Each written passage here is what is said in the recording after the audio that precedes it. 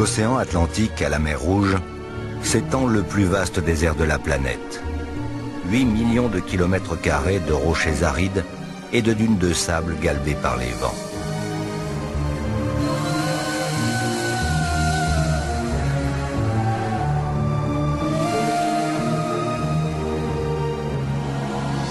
Un seul fleuve, le plus long de la Terre, traverse dans sa partie la plus orientale ces immensités qui n'ont pas toujours été désertiques. Mais l'inexorable pression du désert a lentement fait fuir les hommes qui se sont réfugiés au bord du Nil, la dernière oasis possible. Craint et respecté, le fleuve a attiré et généré les plus fantastiques civilisations hydrauliques de notre monde. L'eau du Nil a plus que jamais été source de vie et d'histoire.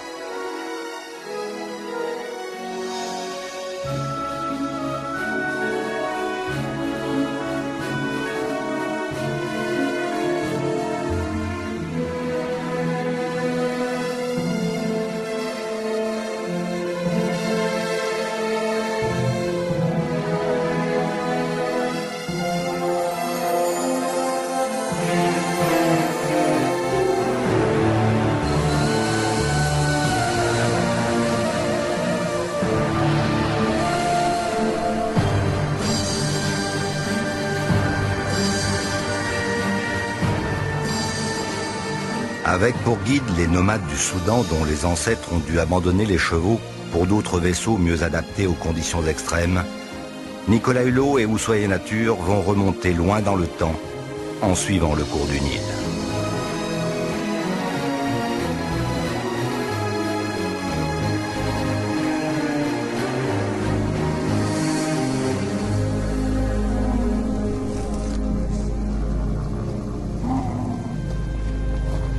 Quand on réalise la superficie du Soudan qui fait plus de 8% du continent africain, ça en fait le plus grand pays d'Afrique, c'est là qu'on se rend compte de l'importance de l'ignorance à l'égard de ce pays dont je rappelle qu'il est bordé par 9 frontières.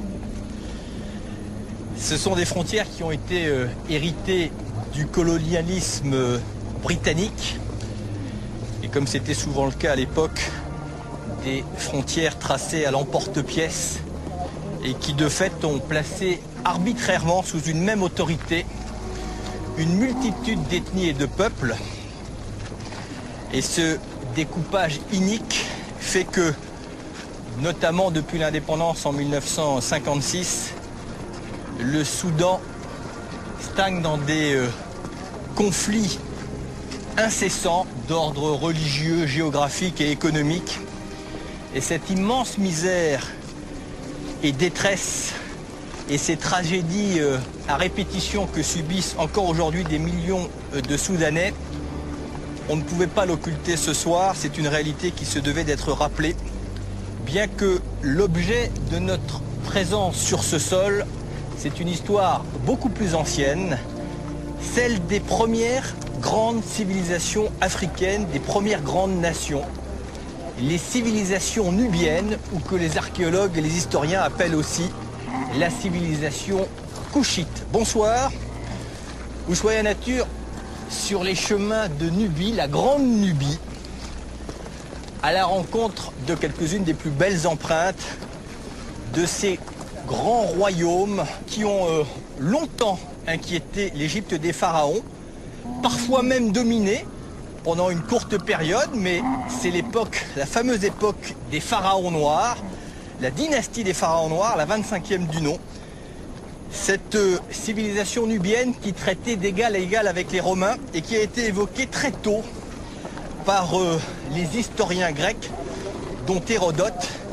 C'est dire si l'on mesure aujourd'hui que le Soudan fut un incroyable creuset de civilisation et donc de fait a un potentiel archéologique et historique exceptionnel dont on commence à peine à faire parler les vestiges ou les empreintes que l'on découvre en permanence. Voilà, on va ensemble remonter le temps et commencer donc ce voyage à la rencontre des civilisations nubiennes.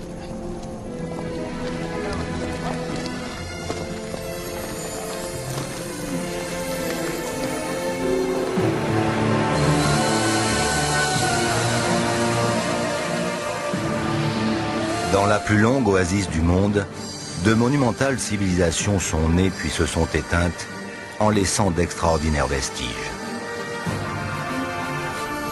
Nicolas Hulot, en compagnie de l'archéologue française Nassera Zaïd, remonte le Nil soudanais. Ils vont suivre un temps ce long trait d'union entre l'Afrique noire, berceau de l'humanité, et le bassin méditerranéen, origine de nos plus grandes civilisations. Si l'Égypte a longtemps monopolisé l'intérêt des scientifiques avec ses incontestables trésors archéologiques, le Soudan et la Nubie commencent peu à peu à laisser entrevoir un passé au moins aussi fabuleux. En Nubie, le 25 avril 1821, Frédéric Caillot, intrépide explorateur français, redécouvre la vaste nécropole royale d'une cité en ruine, cernée de poussière et de sable, les vestiges de Méroé.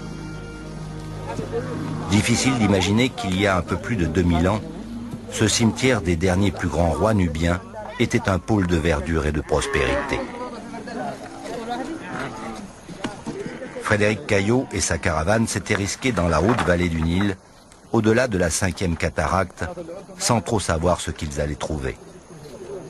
Jamais sa joie ne fut plus extrême et plus vive qu'en découvrant les sommets de ces pyramides étincelant sous les rayons du soleil. De retour en France, il fait part de sa découverte à Champollion et lui suggère d'aller fouiller cette nécropole royale. Champollion meurt en 1832 sans atteindre Méroé et les dernières pyramides construites en Afrique.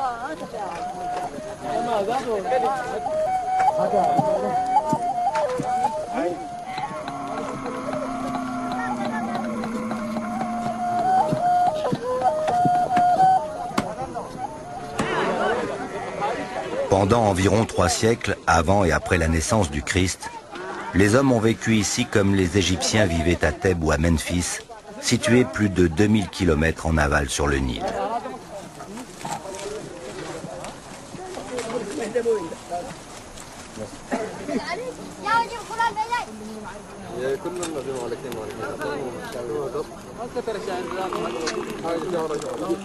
À Méroé et dans ses proches environs, quelques 200 pyramides ont été recensées. Toutes sont en parfaite harmonie avec les crêtes des montagnes noires alentours.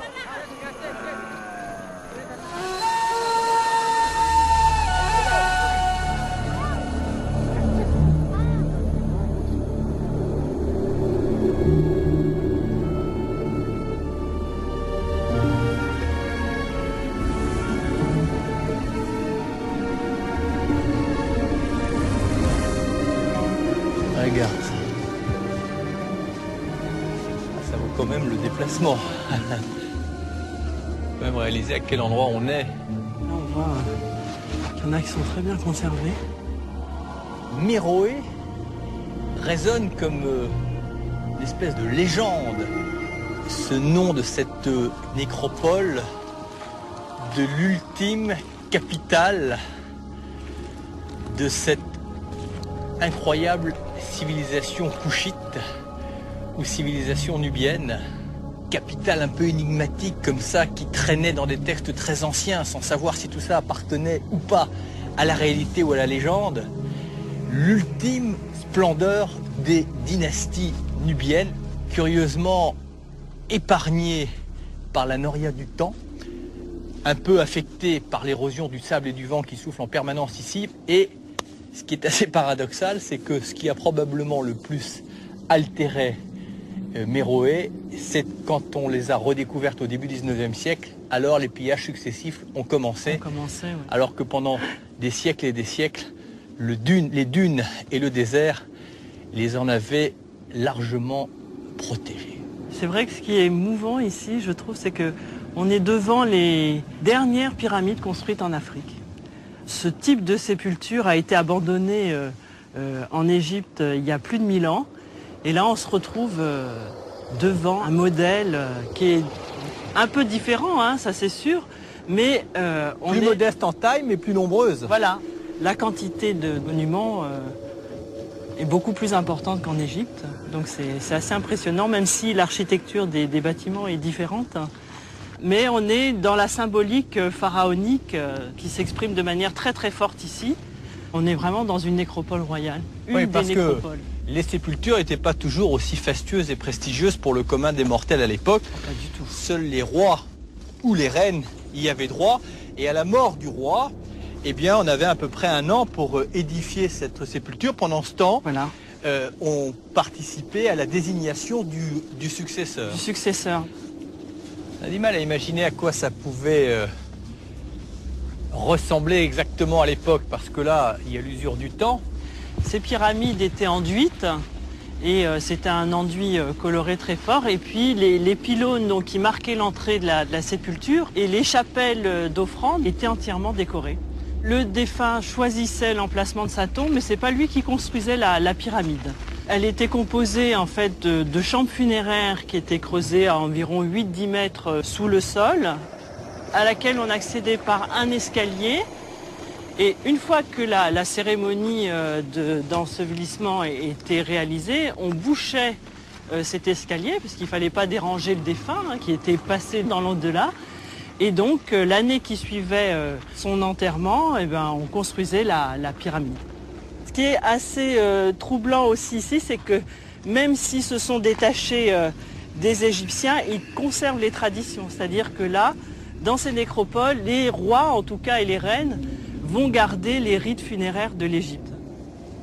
Et ça démontre tout de suite que la culture nubienne, évidemment, s'est enrichie au fur et à mesure des colonisations réciproques, tout en conservant une forte puissance originale. Alors les Égyptiens et les Nubiens, en fait, toute cette histoire parallèle qui s'est étalée sur des millénaires, s'est fait à la fois dans cette convoitise et dans cette crainte. Et d'ailleurs, la Nubie s'est étendue, ou au contraire, s'est repliée en fonction du pouvoir égyptien ou éventuellement en fonction de leur propre pouvoir. En fait, si une nation s'enrichit, elle devient inquiétante pour le voisin. Donc les Égyptiens vont n'avoir de cesse que de vouloir pénétrer ce pays qui, en plus de cela, possédait des richesses naturelles incroyables et dont la principale était l'or. L'étymologie d'ailleurs du mot Nubie, ça vient de l'égyptien ancien Noub qui voulait dire or. Voilà. Et pour les Égyptiens, l'or c'était la chair des dieux. La chair des dieux, et donc eh ben, ils vont essayer d'avoir la main mise sur les minerais. Et ensuite, c'est que le Soudan antique représente une passerelle entre la Méditerranée et la Méditerranée. On allait chercher de l'ivoire, de l'encens, de l'ébène, de l'ébène, voilà, tout ce qui servait à l'orfèvrerie, la fabrication d'objets précieux que l'on va retrouver dans les tombes et dans les temples de l'Égypte pharaonique.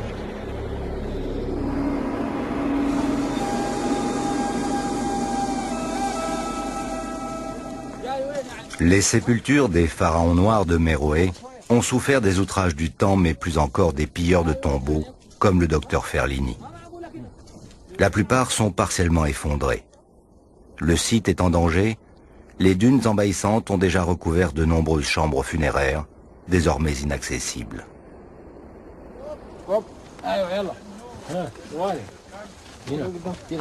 Depuis plus de 40 ans, l'architecte allemand Frédéric Hinkel tente de redonner à la nécropole un peu de sa superbe passé. Pour restaurer les monuments, il utilise les techniques de construction employées par les bâtisseurs du Méroïtique. Il a en effet eu la chance, au début de son travail à Méroé, de trouver au bas d'un mur les plans d'une pyramide gravée par l'un de ses collègues il y a 2 millénaires. Après les avoir longuement étudiés, il s'est mis au travail. Chaque fois, il rase le monument, non sans avoir au préalable soigneusement répertorié et photographié la position de chaque pierre, de chaque bas-relief. Puis il reconstruit à l'identique, en utilisant le chadouf, le même échafaudage en bois qu'utilisaient les Nubiens de l'époque. Dans les plans gravés découverts, l'architecte allemand a retrouvé le fameux nombre d'or qui confère aux pyramides de Méroé leurs proportions harmonieuses. Un rapport de 1,6 entre la hauteur et la longueur. Contrairement aux pyramides égyptiennes, ces monuments érigés à la gloire des pharaons noirs ne sont pas bâtis à l'intérieur, mais remplis d'un amas de gros cailloux. Seule l'enveloppe de la pyramide est composée de pierres soigneusement taillées. Ici, la chambre funéraire n'est pas à l'intérieur de l'édifice, mais sous celui-ci, creusé entre 6 et 10 mètres de profondeur.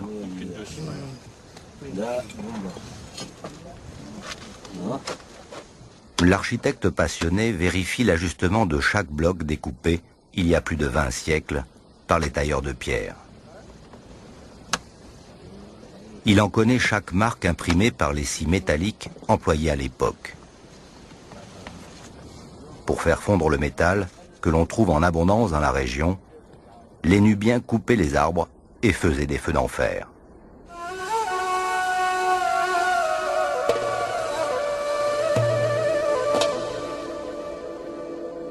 Après avoir sauvé nombre de monuments menacés par la remontée du lac Nasser, Frédéric Hinkel a encore beaucoup à faire pour remettre en état cette immense nécropole.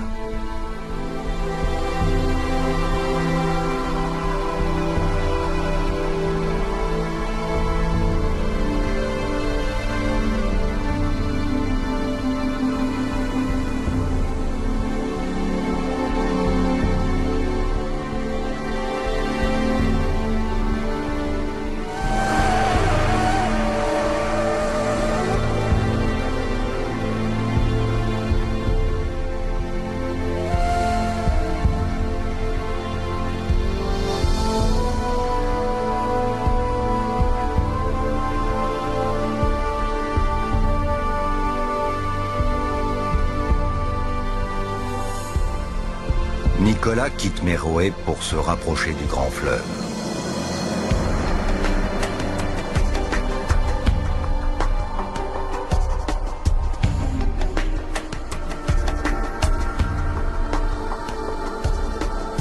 Depuis le ciel, il observe ce double ruban vert providentiel pressé par le désert. Si le Nil a fait l'Égypte, il a aussi fait la Nubie.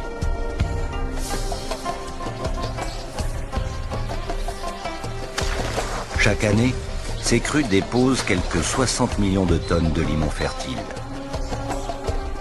6 cataractes barrent cette interminable autoroute liquide.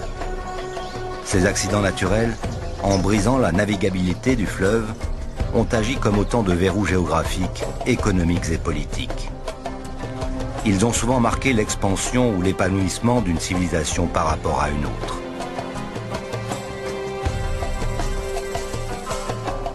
Un jour, il y a eu moins de crues, moins de limons, donc moins de récoltes pour les populations, et le pouvoir des pharaons s'est bel et bien éteint.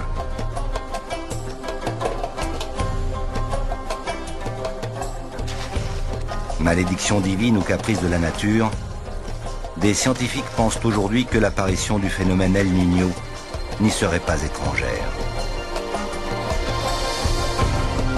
De plus, le barrage d'Assouan bloque les boues fertiles en provenance du Haut-Nil, obligeant désormais les paysans vivant en aval à fertiliser le sol avec des engrais chimiques.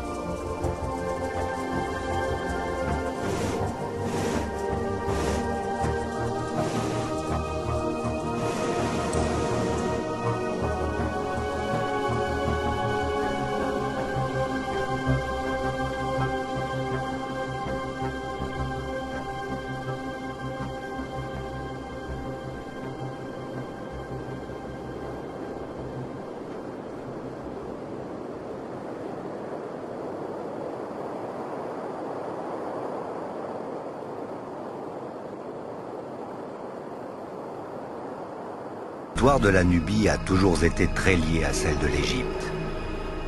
Lorsque cette dernière était à son apogée, la Nubie était soumise. Un jour, les pouvoirs se sont inversés.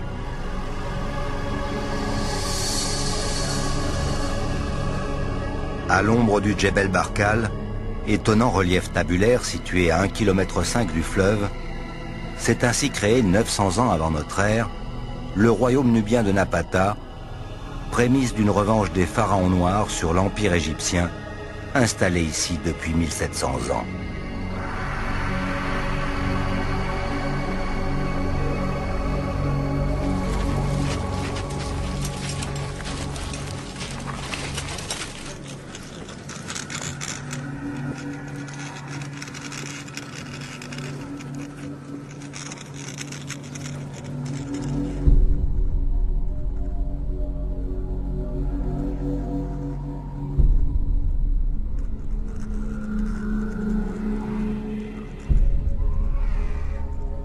Nicolas Hulot et Nasser Azaïd sont au sommet plat et lisse du Djebel Barkal. 90 mètres plus bas, Claude Rilly, égyptologue et l'un des seuls spécialistes au monde à travailler sur l'écriture méroïtique, se fait hisser par un ingénieux système de poulies et de traction animale au sommet de l'aiguille rocheuse idolâtrée par les Égyptiens et les Nubiens.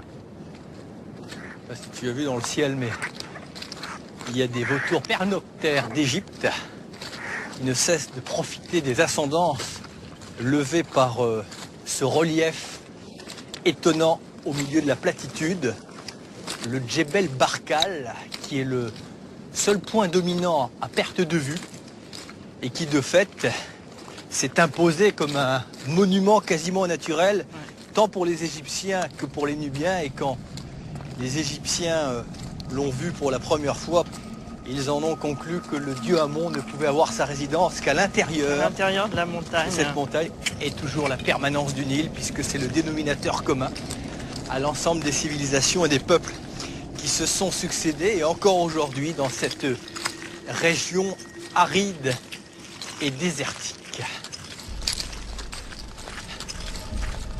Et là, Napata, ou du moins ce que le temps a bien voulu épargner. Ouais, c'est vertigineux. Hein. Alors là, on est vraiment au-dessus des vestiges de la cité. On peut voir un bâtiment très important qui est un temple dédié au dieu Amon, justement, celui qui habite cette montagne sacrée. La construction a commencé sous un pharaon égyptien, celui qui justement a repoussé les frontières de l'empire pharaonique jusqu'à Napata. Et donc comme il dédie sa victoire à Amon, il lui fait ériger un temple. Et donc là, on a l'empreinte de ce bâtiment prestigieux qui a été remanié à différentes périodes, puisqu'on verra que les pharaons noirs vont remanier, agrandir une série de temples, donc qui étaient construits tout autour de cette montagne. C'est dire le côté sacré que l'on donnait aux dieux égyptiens à Napata. Et ils sont tous orientés vers le Nil, puisque effectivement le Nil... C'est la clé de la vie. C'est la clé de la vie. Voilà. Et alors ce qui est étonnant ici, c'est que Égyptiens et Nubiens s'y sont succédés ou retrouvés d'ailleurs, dans des périodes plus ou moins troublées, mais que la constance, c'est que le Djebel Barkal restait effectivement à la demeure du dieu Amon et que chacun a dédié des édifices ou des stèles au dieu Amon.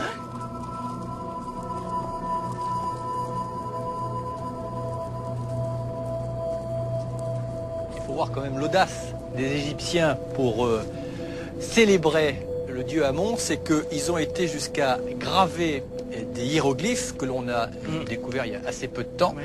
Là, non pas au flanc de cette montagne, mais du pic qui en est détaché et à 70 mètres de hauteur. Eh bien, le deuxième égyptologue à pouvoir les regarder en situation, c'est Claude Rilly qui est déjà en place. Tout à fait. Et évidemment qui a profité comme une aubaine des moyens d'Ushuaïa pour pouvoir aller les décrypter, sachant que chez les archéologues, chacun a sa spécialité. Ouais. Quelques-uns ont par exemple une période très précise, on ne déborde pas les uns sur les autres. Et lui, sa spécialité, c'est le langage hiéroglyphique. C'est un peu notre Champollion pour nous à Ushuaïa. Oui, tout à fait. À tout à l'heure, Nasser. À tout à l'heure.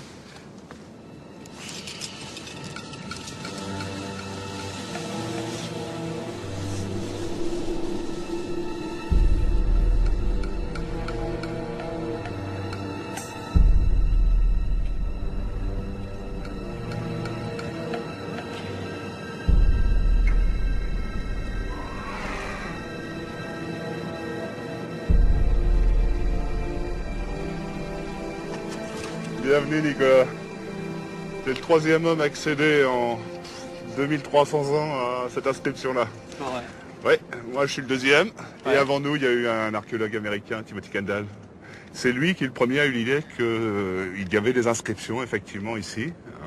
On les a bien vues un petit peu à la jumelle, mais c'était pas sûr quoi.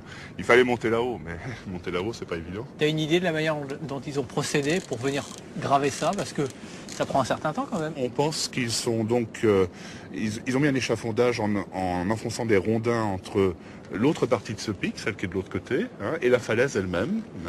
Et ces rondins, ils les ont descendus avec un système de balancier. Évidemment, on peut se demander quel est l'intérêt de risquer de tant de vie humaine pour finalement graver juste des signes. Je ne serais pas étonné qu'il y en a 2-3 qui aient dévalé en bas parce que... Oui, bon, je pense aussi qu'il y a dû se passer, c'est ce qui a dû se passer. Voilà. En fait, ce pic sur lequel nous sommes est considéré comme le cobra qui se trouve sur la tête des dieux, en particulier du roi des dieux, sur la tête des rois et sur la tête d'Amon. Lorsque les Égyptiens sont arrivés au XVe siècle avant Jésus-Christ, en anéantissant le royaume nubien précédent, ils ont cru clairement voir un serpent qui se dressait de la montagne avec sur sa tête la couronne des rois égyptiens. Ils ont donc décidé que l'endroit était sacré, que c'était l'endroit où habitait leur dieu dynastique, la résidence du dieu Amon. Le dieu Amon était censé habiter à l'intérieur du roc, du Djebel Barkal, et ceci c'était la manifestation extérieure de son pouvoir. D'accord. Alors évidemment, il y avait les pharaons d'Égypte étaient fils d'Amon, donc puisque Amon habitait en Nubie, la Nubie était à eux. Donc c'est aussi une construction idéologique qui leur a permis d'asseoir leur pouvoir sur la Nubie pendant des centaines d'années.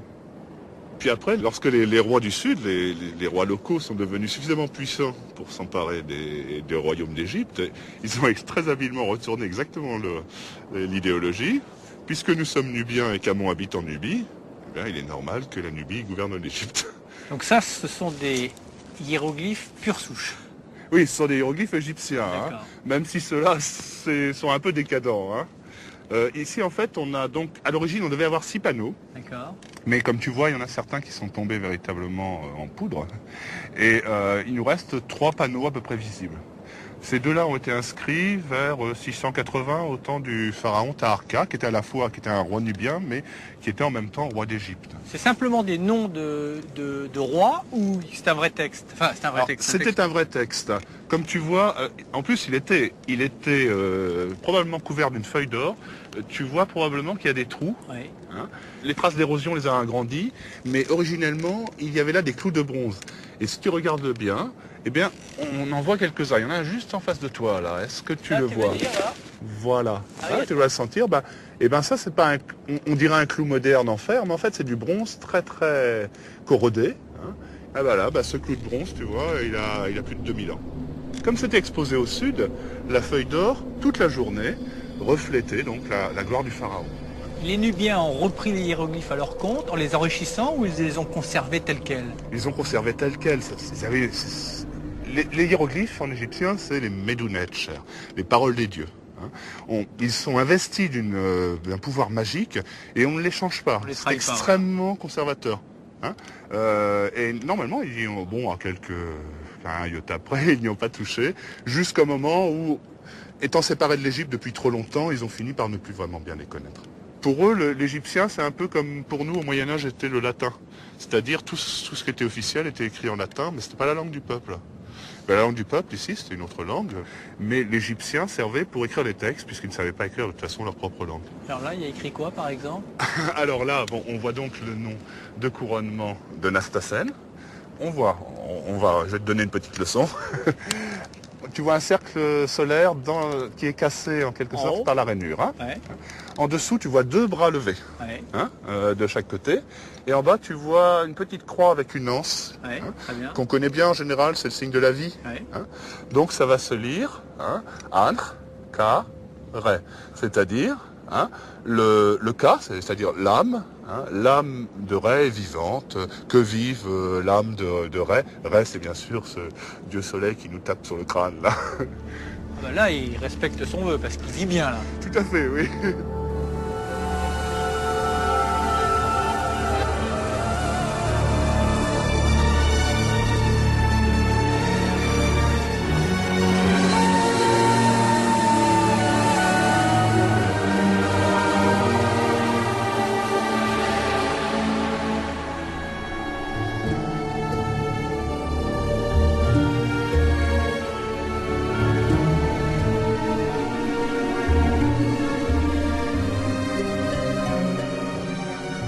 Les hiéroglyphes égyptiens dont les codes ont été cassés par Champollion en 1822 n'ont plus de secret pour Claude Rilly. Mais le vrai challenge de sa vie est de parvenir à comprendre l'écriture méroïtique très différente. S'il arrive à déchiffrer les caractères, Il ne peut encore décrypter le sens des phrases puisqu'il ne connaît pas l'origine de la langue. Avec l'aide de puissants ordinateurs, il ne désespère pas de pouvoir y parvenir. Peut-être ce faisceau de lumière réfléchi par ce miroir frappera-t-il un jour l'une des clés du code d'accès de cette grammaire inconnue. Alors, tu reconnais ici le dieu à tête de bélier, Amon Napata. Et tu le vois peut-être à l'intérieur de quelque chose qui doit te rappeler ce que nous avons vu ensemble récemment. Là, on voit le serpent qui sort. Exactement. Hein, c'est le fameux cobra sur lequel nous étions grimpés il n'y a pas si longtemps. Et au-dessus? Alors, au-dessus, c'est une inscription extrêmement intéressante, puisqu'elle nous indique l'origine architecturale de ce lieu. Donc, Taharqa, qu'il vive à jamais, hein, et on continue. Hein, il a fait ce monument ça va être bête. Pour sa mère, le vautour, c'est la mère, hein, Mut de Napata. Hein, il a fait construire son temple à nouveau. Hein, il l'a fait rebâtir en pierre élégante, belle, blanche, de grès.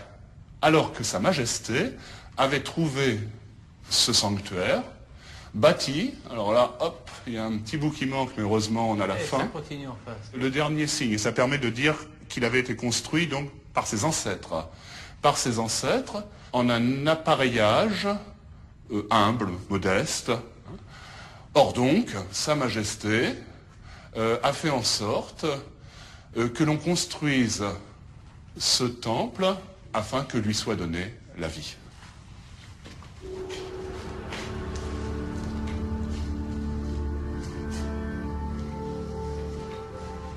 Alors, je vais te présenter quelques images de modélisation faites par Tim Kendall pour reconstituer un petit peu le temple de Mut tel qu'il existait à l'époque de Taharqa.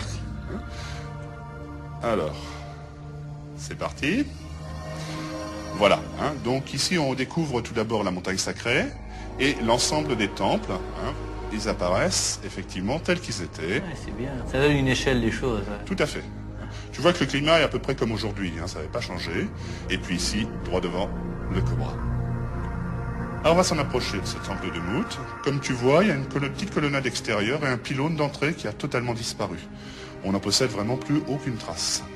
Voici le pylône d'entrée, avec un prêtre, ici. Et nous entrons dans la première colonnade, qui était la première salle cérémonielle, d'ailleurs à ciel ouvert. Deuxième pylône, et voilà, nous arrivons enfin dans la partie du temple où nous sommes, la seule qui était véritablement conservée parce qu'elle était sous la roche. Merveilleux. Tout autour de nous, des représentations de la déesse Mut. On va tourner un petit peu. Et comme tout ça a été réalisé à partir de facsimilés, eh bien, tu vois, en fait, on montre qu'à l'origine, ce sont les dessins des archéologues qui ont servi à cette reconstitution. Alors, nous arrivons enfin dans ce qu'on appelle le Saint des Saints, le Naos, c'est-à-dire là où se trouvait la statue du culte. Bien, ben maintenant on va pénétrer dans le Naos, là où était gardée la statue de Mut, avec ce défilé divin, ce défilé des dieux. Jolie procession, là. Alors là, il y a le pendant égyptien du dieu Amon. Tout à fait. Alors il est suivi de sa femme, la déesse Mut, à qui était consacré ce temple. Hein. Derrière lui, leur fils, le dieu Khonsu, hein, un dieu lunaire qui porte le disque de la lune entre des cornes de vache. Et il tient donc l'ensemble des sceptres du pouvoir royal. Très impressionnant. D'autant plus impressionnant que, si on en croit la théorie de Kendall, de futurs rois ont vu le jour ici, quoi, dans cette pièce. Oui.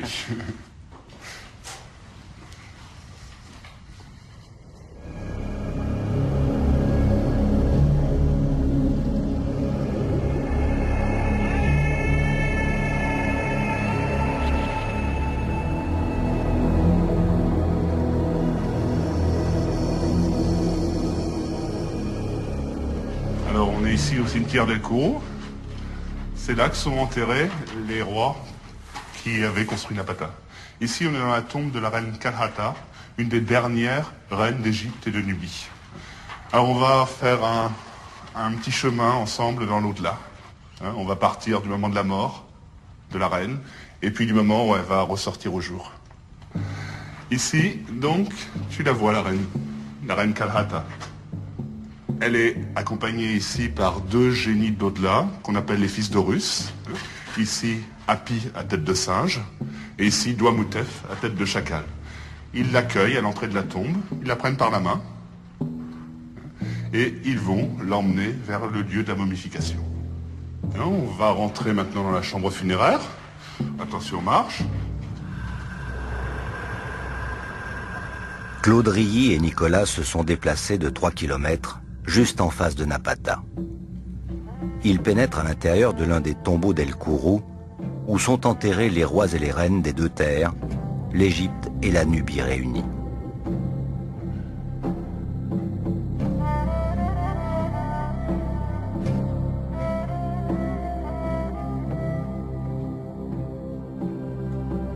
Les peintures sont ici remarquablement conservées, malgré les crues du Nil dont on voit l'empreinte sur les murs.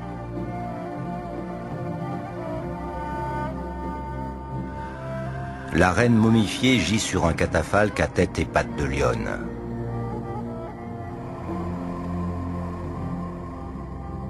Tout autour d'elle, la procession des dieux d'Égypte. Sobek, Anubis, Thoth, l'ibis sacré, l'un des dieux de la science. Il y a bien sûr la barque divine du dieu Ra, représentée sous la forme du disque solaire et adorée par les babouins. La reine prend place au milieu de l'embarcation, accompagne l'astre solaire dans le voyage souterrain qu'il accomplit après s'être couché à l'ouest. Ensuite, ce sera la renaissance à la lumière. Alors, je te propose de voir quelques objets qu'on a trouvés justement dans les tombes du Soudan, hein, et qui reflètent la pénétration des coutumes égyptiennes. Avec tout d'abord un magnifique cartonnage, un plastron de momie exactement, hein, qui vient du nord du Soudan. Alors on peut effectivement déchiffrer ici les hiéroglyphes, je te ferai grâce du début, c'est toutes les offrandes qui sont souhaitées aux défunts. Et ici on voit son nom, on voit un petit personnage qui tient un mur, c'est donc l'architecte. Hein, et le nom de l'architecte, qui est égyptien, apparaît après, il s'appelle Bébi. Ah, le personnage qui tient un mur, ça c'est le verbe construire, c'est tout ce qui a rapport avec la construction. D'accord. Donc il date à peu près de l'époque des Ramsès. Alors tout d'abord, les morts ayant besoin de tout l'équipement nécessaire à la vie dans l'au-delà, une paire de sandales. Sandales? Oui. Alors évidemment, ce n'est pas des sandales prévues pour la vie de tous les jours puisqu'elles sont en bronze. Hein. Ce serait un petit peu pénible à porter en perpétuité. Mais elles étaient au pied de la défunte. Voilà, tout à fait. Elles ont été au pied d'une princesse qui porte le joli nom un peu compliqué de Neferu-Kakashta. Voici maintenant, venant également d'une tombe de princesse d'El Kourou, un petit collier de perles de faïence en ce qu'on appelle bleu égyptien. Faites très attention. Magnifique. Voilà, donc ce sont des petites fleurs de lotus. Et c'était donc porté autour du cou, comme on a vu sur le plastron de momie.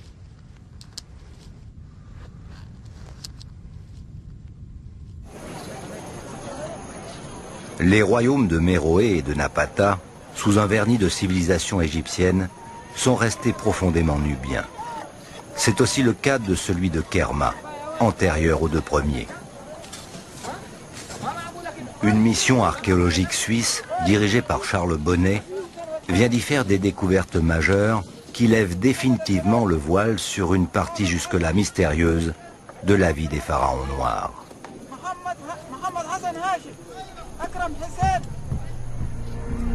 Charles Bonnet fouille minutieusement le site depuis 30 ans. La tâche est gigantesque et le chantier pharaonique.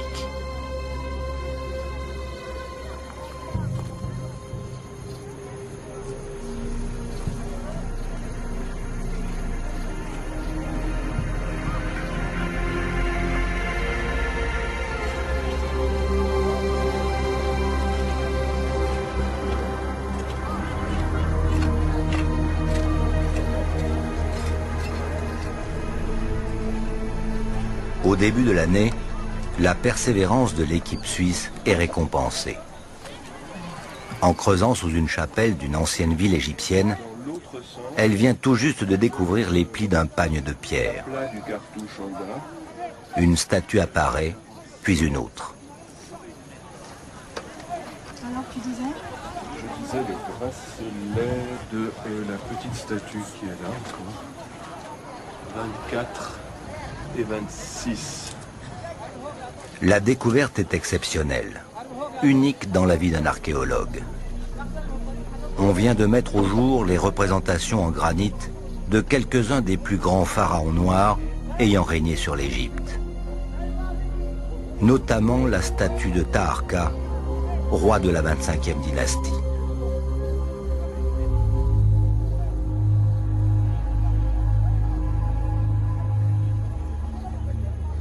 Les précautions sur le site sont maximales. Avant de déplacer quoi que ce soit, des croquis, des photos, des relevés extrêmement précis sont effectués. L'emplacement de chaque pierre, de chaque sculpture est dessiné dans l'espace. Les hiéroglyphes visibles sont reproduits. Rien n'est laissé au hasard.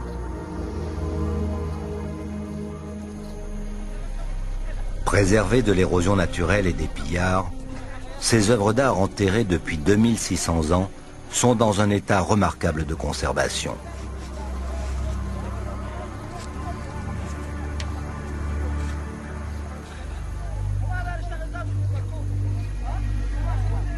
Choisi pour son calme et sa maîtrise, un homme descend lentement dans la fosse pour extraire les vestiges les moins volumineux.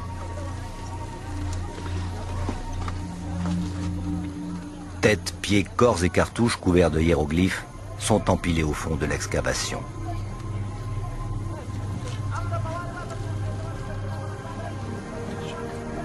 Les scientifiques estiment que ces effigies royales ont été brisées volontairement pour des raisons politiques avant d'être enterrées.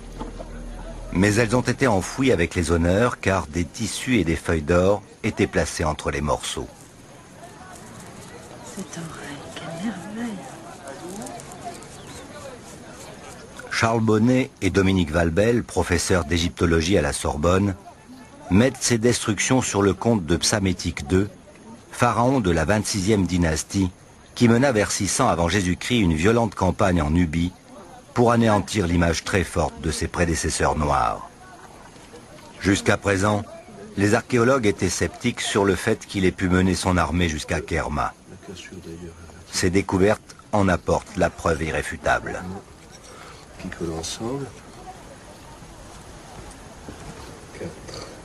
50 fragments en excellent état vont être exhumés de la cavité, dont 7 statues brisées mais quasiment complètes. Ah, ça c'est beau. Ouais. Elles seront toutes restaurées et étudiées dans leur contexte archéologique. Mais elles permettent surtout de mettre un visage sur des pharaons dont il n'existait aucun portrait jusqu'à ce jour. Fantastique.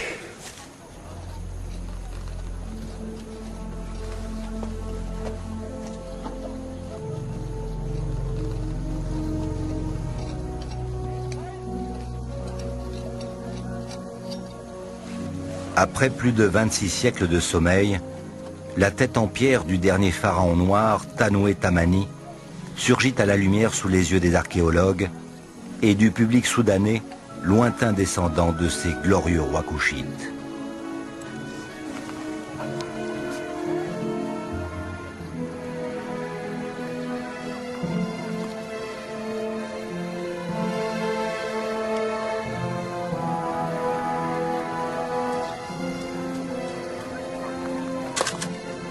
À force de persévérance, les scientifiques sont parvenus à reconstituer une des pages manquantes de l'histoire des pharaons noirs qui ont régné sur les deux terres.